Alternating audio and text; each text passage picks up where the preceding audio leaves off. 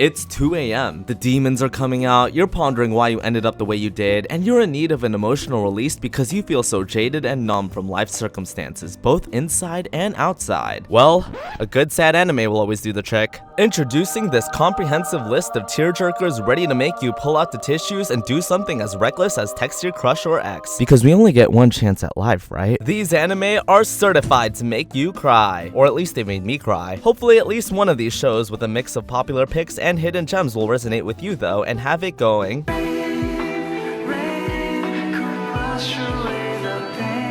in your room. Say hello to the pillow pets.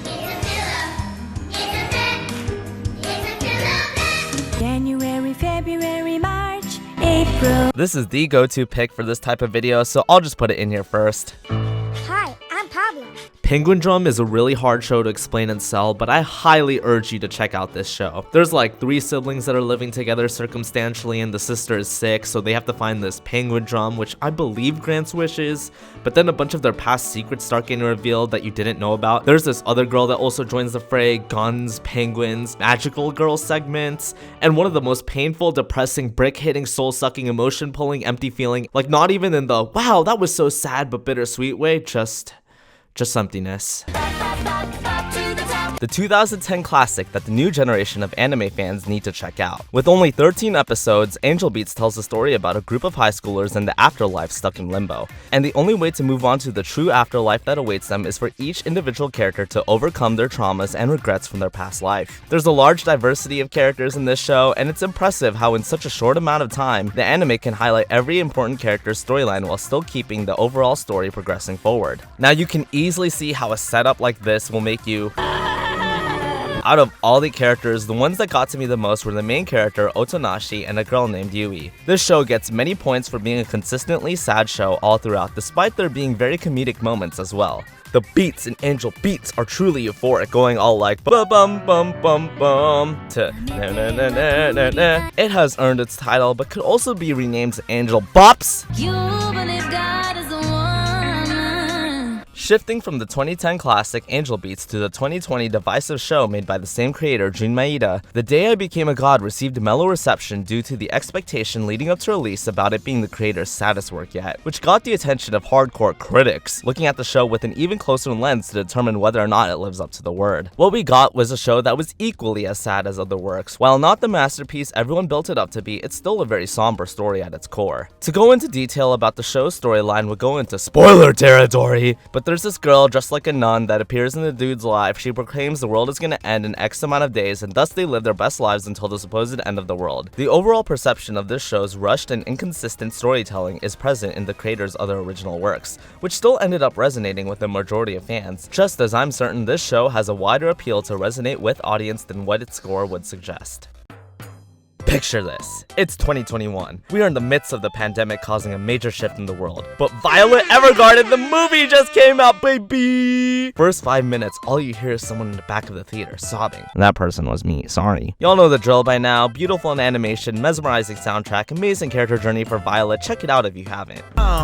Apple fan. Fruits Basket deserves even wider recognition than it already has for how tight its storytelling is. Like from start to end, the world building and the motivations behind all the characters just felt like it was planned from the very get-go. Very few anime can end up achieving this feeling. They either end up switching anime studios, dipping in quality, or just never end outright. In my opinion, the tone of the show remains consistent all throughout, but what makes it more and more sad as you go through the show is the emotional investment you feel towards Toru, Kyo, and all of the characters and their inner struggles that will have you closer and closer to crying as the show goes on.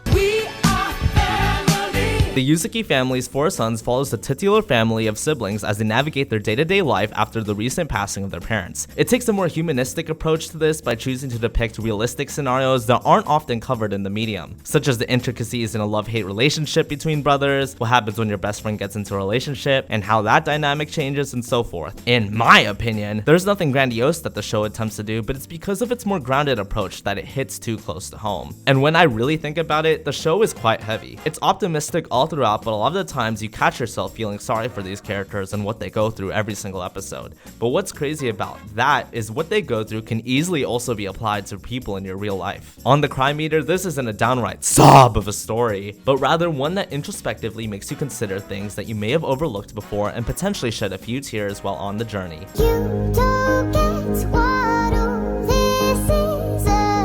There's only 40 minutes in this entire special, but you will indeed and guaranteed spend an extra 40 minutes afterwards sobbing your eyes out. If you don't even want to waste 40 minutes, there's this 3-minute AMV with over 100 million views that basically shares the whole plot as well. Imagine trying to explain to anime doubters that this show about a giant yellow octopus will tug at your heartstrings and make you cry buckets, 1 bucket per student he teaches. Orange follows a high school friend group whose newest member wants to off himself. No, literally. The show dives deep into depression and suicidal thoughts, which is a place not many forms of medium dare to even take. Even if not to the scale of what Kakeru goes through, you can't help but recall the times you have been sad for extended periods of time and relate to the complicated emotion Kakeru is experiencing. The show's conclusion had me on the edge of my seat and on the edge of tears, and I am very glad I checked this show out, so you should too. Get to season 2 of The Promised Neverland and you'll be crying for a variety of reasons that are unintentional to the purpose of the story. This robot to human love-based story follows a predictable storyline in my opinion, but that is actually its strong suit as it uses the anticipation to reaching the end to its advantage in making you feel more. Can you paint with all the colors of the wind? This is a futuristic romance drama anime with supernatural elements where the girl is colorblind, her grandmother sets her back in time like 50 somewhat years in order for her to find the key to seeing color again. There's a lot of symbolism and metaphors here done in a reflective way to plunge the development of the characters forward. Yo, it has been a hot minute since I watched Anohana. I watched it when I think I was 14, and now I'm 22. But I still vividly remember how that ending played out, which speaks volume to how much the show has stayed with me.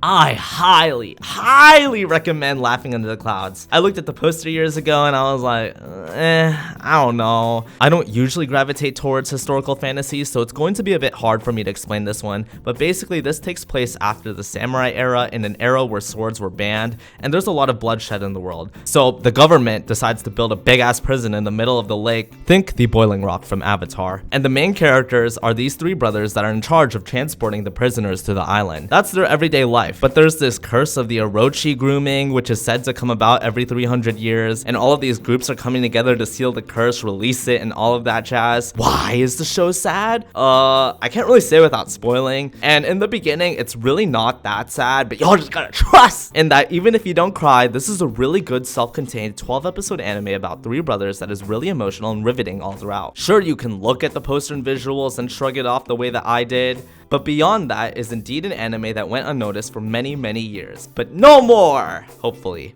There's also 3 side movies that complement the main stories animated by Wade Studio. I'm trying to impress y'all here, take the bait. That are also equally as good. So there you have it, 16 anime that'll have you contributing to climate change and the ocean levels rising. If I missed some shows, leave your recommendations in the comments so I can watch them as well and cry myself.